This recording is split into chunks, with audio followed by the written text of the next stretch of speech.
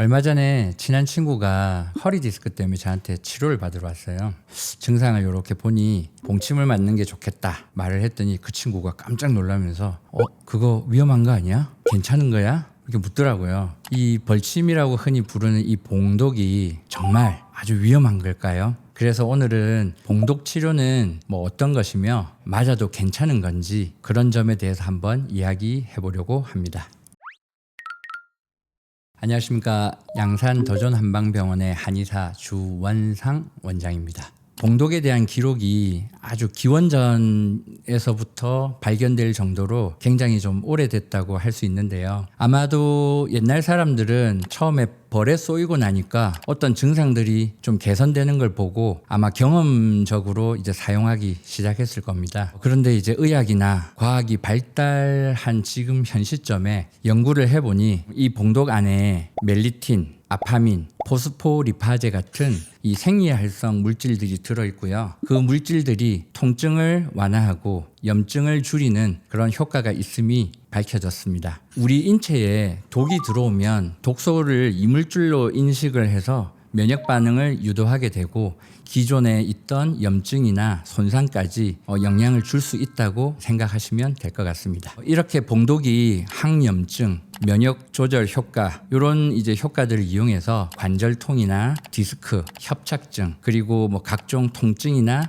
염증성 질환 위주로 많이 활용되고 있는 실정입니다. 다만 여기서 중요한 점은 봉독을 이야기할 때 단순히 효과가 있다라는 말로만 그치면 안 된다는 것입니다. 16세기의 의학자 파라셀수스는 모든 물질은 독이다. 독이 없는 물질은 없다. 약과 독을 구별하는 것은 오직 투여량이다 라고 했습니다. 즉 적절한 용량을 사용하면 치료가 될 수도 있지만 적절하지 못한 용량을 사용하게 되면 독이 될 수 있다는 것을 의미합니다. 이 말은 현대 독소의학의 기본 원칙과도 직결이 되는데요. 현대 독소의학에서는 약효가 나타나는 어떤 최소한의 이 용량이 있고 그 다음에 이 많이 쓰다 보면 독성이 드러나는 이 최소한의 용량이 있다고 이야기를 합니다. 그래서 이 사이 영역의 용량을 사용해서 치료 효과를 본다 해서 이 영역을 치료 영역이라고 표현을 합니다. 봉독 역시 이 원칙에서 크게 벗어나지 않습니다. 환자 개개인의 특성을 고려해서 효과는 유지되지만 독성이 나타나지 않는 이 치료 영역 내에서 안전하게 사용하는지가 매우 중요하다고 할 수 있겠습니다. 그렇다면 봉독이 이 치료 영역에서 벗어나면 과민 반응은 과연 어떻게 나타날까요? 간단하게 구분하면 위험성이 그래도 적은 국소 반응과 그래도 위험성이 조금 더 존재하는 전신 반응으로 나누어 볼 수 있습니다. 국소 반응은 말에서 알 수 있듯이 이 시술 부위에 좀 국한된 증상으로 빨갛게 부어오르거나 열감, 그 다음에 가려움증, 두드러기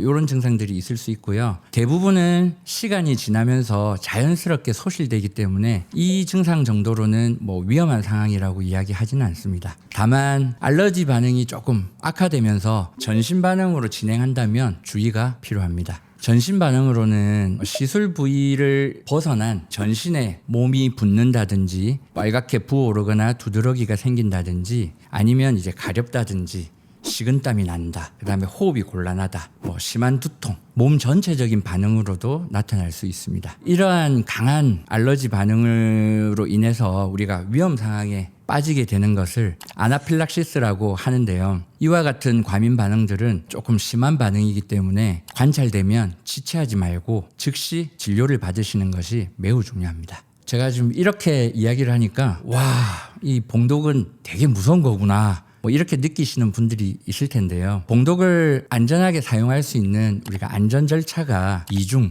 3중 이렇게 준비되어 있으니까 그렇게 불안해하지 않으셔도 될 것 같아요. 실제 임상에서 가장 표준적으로 사용하고 있는 안전 절차를 3가지 정도 말씀드려보겠습니다. 첫째는 시술 전에 미리 위험 요소를 거르는 문진이라는 과정입니다. 환자분들한테 벌이나 기타 벌레한테 쏘인 경험이 있는지, 그로 인해서 과민 반응이 좀 심하게 드러난 적이 있는지, 그 다음에 봉독 또는 그 이외의 약물에도 과민한 알러지 병력이 있는지, 아니면 천식이나 알러지 비염 같은 과민 반응들을 가지고 있는 체질인지, 그리고 임신 여부나 기저질환, 그리고 현재 드시고 계신 복용량, 이런 것들을 확인만 해도 봉독을 시술했을 때 위험성이 있는 사람인지 없는 사람인지 좀 1차적으로 걸러집니다. 둘째는 봉독 스킨 테스트라고 부르는 알러지를 테스트하는 과정이 있습니다. 소량의 이 봉독을 실제 피부에 이렇게 주입을 해서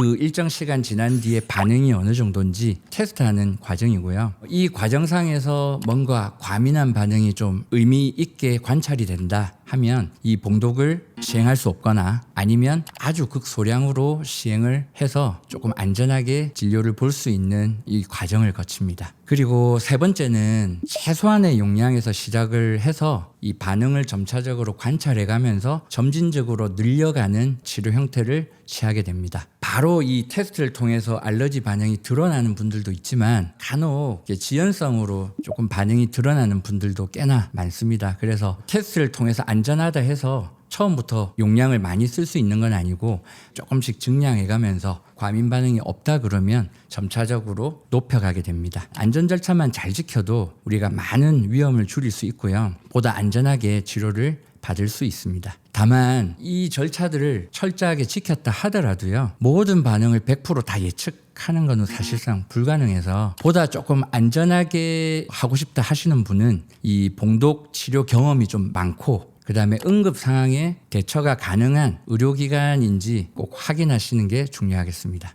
오늘 내용의 핵심을 정리하면 봉독은 잘 쓰면 약이 되고 못 쓰면 독이 됩니다.